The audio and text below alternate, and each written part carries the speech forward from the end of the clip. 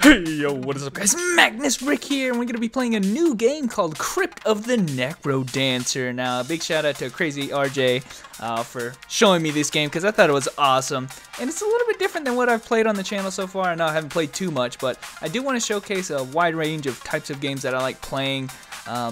We're not really going to be showing any kind of RPG. I just really like action games and platforming games and games where I can move my character, basically. So, and in this game, that is the main aspect of the whole game. There's only 4 buttons. Well, technically there's more buttons, but there's only really 4 buttons in the game.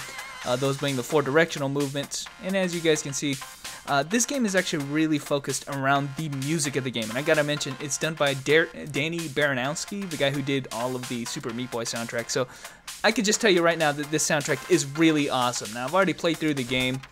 Playing through the game will allow you to buy these upgrades. And I've already picked them all up. And these upgrades are basically, I got 5 hearts. I guess that's an upgrade. Things like kind of upgrades that I'm going to find in the dungeons. They're going to be randomly generated anyway, so I didn't bother even showing that. But we're going to be jumping into it, and actually we're going to be going into a zone or tutorial right now just to show you guys how this game works, and it does a pretty good job explaining that. So hopefully I could show my setup right now, what I got using on the game. And just so I should mention, I did get this game on Steam and it cost $15, and I think it's totally worth the price tag after playing it. 3 zones in the game, 4th one to be unlocked. This game is still in alpha, so that's probably why. So anyway guys, I'm just going to jump into the tutorial and you guys can see how this game works. On the bottom, it's going to be hard for me to talk, honestly. In the bottom is going to be our heartbeat. Now we got to follow the beat of the music when we're playing this game. And I have my headphones on. It sounds really good right now. So I'm going to try to showcase how it works. Basically, like I already mentioned, 4 directional movements, and you got to follow the beat of the music. So you can't do any movements unless it's with a beat. And you guys can see I'm picking up items and stuff, like weapons like broadswords. They have wider attack ranges and stuff like that. So we've also got shovels, main component of the game. So you see I'm kind of slow with the digging too, because I have to go with the beat. So that's basically how this game's gonna work.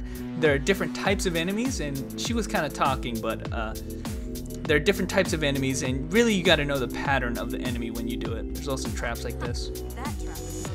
Wow, that was really offbeat. Anyway, you can see that if we're doing really well and we're killing enemies without losing the beat of our heartbeat, we actually get a coin multiplier, which basically every mob that is killed will drop coins, and that coin multiplier will obviously multiply the coins you're gonna get. It's really hard for me to talk right now. I didn't realize it before I started recording, but this is gonna be a lot more challenging than I thought. So I'm gonna drop a bomb right now. How you drop bombs in this game, basically, you have to use a combination of 2 of the directional keys. So the bomb obviously is down and left. I gotta press down and left on this next beat to drop a bomb. There you go. Okay, that room is a room that basically has a bunch of healing items. Obviously buy them with gold, but we don't have enough right now, so. Guys, you're gonna hear me fucking singing because I like BGM, and it helps me with the rhythm, so you're gonna hear some really good sounds, guys, or songs. Now, the way that we have this going right now, guys, I'm only gonna have access to the, wow, I already found the boss. I'm only gonna be having access to the first zone, and then it's gonna end the run early. There are 3 zones. We're not gonna be doing them all in one run. That's because the game mode I chose doesn't really, it ends after this zone, so. We're gonna try to find everything in here, though. I'm not gonna keep moving on. You can get to the next floor. There are 3 floors in every zone. You can get to the next floor by just defeating the boss and then going down the stairs, but I'm gonna explore a little bit more so we can get stronger, because you guys saw the shop, or that bonus zone that I found has items that I can get, as well as the shop, which I haven't, or did I find it already? No, I haven't. There it is. And he also sells items too, so again, bought with gold. So we're gonna actually, and you can see right here, I'm finding secret items by digging. Let's actually go into the shop now. We can also buy, we can go into that extra zone or buy things here. I want this obsidian dagger right here. It's gonna be really hard for me to try to explain all the items, guys, but I'll try. See, I lost my multiplier. So right there, you see an item got put onto the left right there, top left. It says up and left to use that item. So basically, if I want to use this ham, I just gotta press up and left on the beat. And you can see that this song is about to be ended because it's the red note, so I have to leave. Well, I don't have to leave, it'll like force me out anyway, but oh shit, I picked up the obsidian dagger. Probably not the best idea, honestly. I had the spear. The spear is a really good item because it can attack from multiple or wider range. I didn't really want to pick that up. You can see the ring of phasing allows me to phase through things, which sounds like a really good idea, but honestly, I don't like it that much.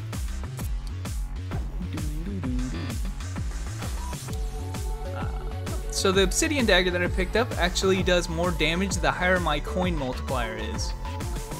And actually I'm at maximum coin multiplier, so that's why it's doing a lot of damage. I think it does 3 damage now, or instead of the 1 off of the normal damage in the spear I had before.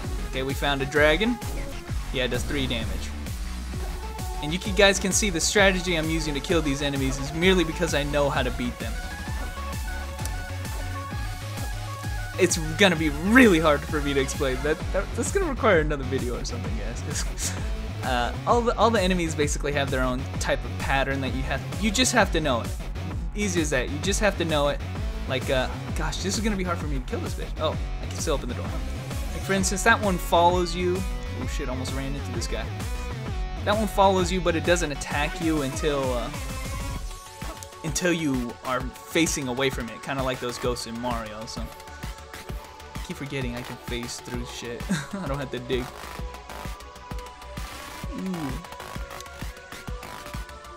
You can see some of the blobs are kind of jumping to a certain pattern. Oh, give me this, please. I don't like the ring of phasing, guys. Gotta keep my obsidian dagger. On the right, you can see what kind of spells I have. I got a healing spell, which basically is going to heal 1/2 heart. Obviously I don't need it. The apple on the left that I can use by using up and left will allow me to heal 1 heart. I'm doing pretty good right now. I knew I had to step back right there because he was going to jump right at me. You can tell when they're going to attack by the animation that they have. You can see he was raising his arms up, so he's going to jump at me. There's the ghost that only falls when you're not facing him. So you can kind of learn the patterns. These are kind of basic enemies. They are going to get really tough though, so I'll just mention that. Okay, titanium shovel allows me to dig these rocks in one go. So I can now do that. Before, it wouldn't allow you to dig those. This torch will allow me to see through walls. Oops, I missed a beat. And karate G doubles my damage, so, or actually just gives me 1 damage. So, but I take double damage too, so now I'm gonna get hit if I get hit. I'm gonna get hit hard. Now this really synergizes well with the obsidian dagger I have. That armor right there, plate armor, I think is really high defense, like 2 defense or something. So, ooh, an urn. I need to break this now. Break it. I'm gonna try to get this guy to break it. Shit, he crashed into me and he did so much damage. I died. I died, guys. Yeah, the urn is a really cool item because it always has a rare item in it, but I haven't been able to open it yet because it's a brand new item. It just got released in a patch, so damn it. But anyway, guys, I'm gonna go ahead and restart and get back to where I was now because I fucked up. Alright, we've got access to a blood room. I don't actually like these weapons, but blood rooms are basically where if you go into them, you can wager some of your hearts to get items. Right now I picked up a flail, so I don't really like the flail weapon. If I can find another one. Oh, my favorite weapon. Okay, I just gave 2 hearts for nothing because I found my favorite weapon in the whole game. I'm off beat right now. Is the rapier, man. Rapier, kind of hard to explain again, but if you're 2 spaces away, you actually lunge towards them and do double damage. So you can see right there, usually the rapier or the dagger only does 1 heart of damage, but if I am 2 spaces away, I lunge at him and I do 2. So it's my favorite weapon in the game. It's kind of like a spear, but I get the lunging effect. So actually pretty good with it. In fact, this is how I won the game the first time I was using the rapier. So I decided I'm not gonna cut it. Screw it, guys. I'm not gonna cut it out. I failed the first time. I'm not gonna fail again. But you gotta give me credit, guys. I can't do it's difficult for me to do commentary and shit and try to follow the rhythm of the song. So I have pretty good rhythm, not gonna lie. So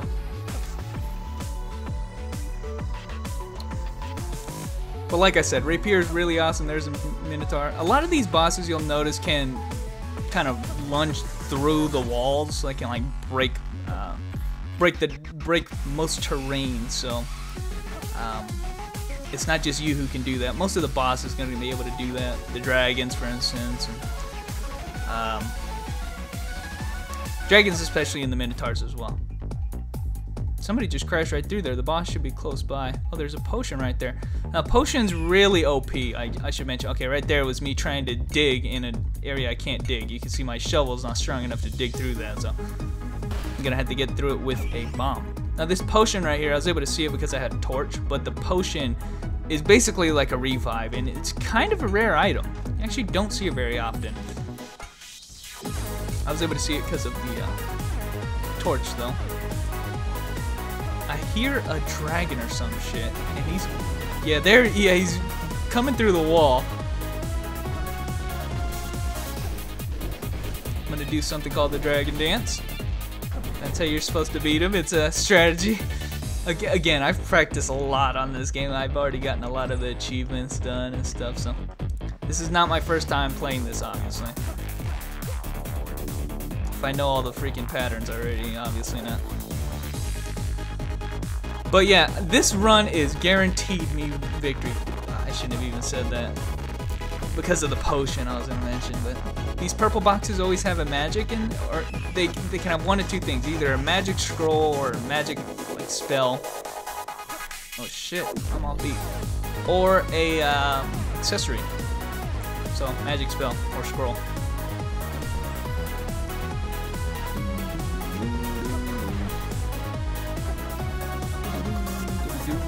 So the bats actually move every other beat, so they're kind of annoying.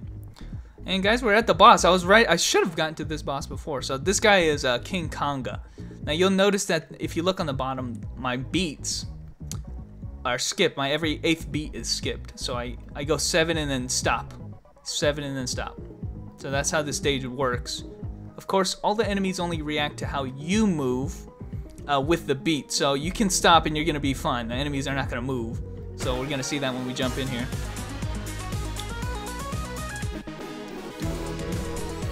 Oh shit, I missed a beat.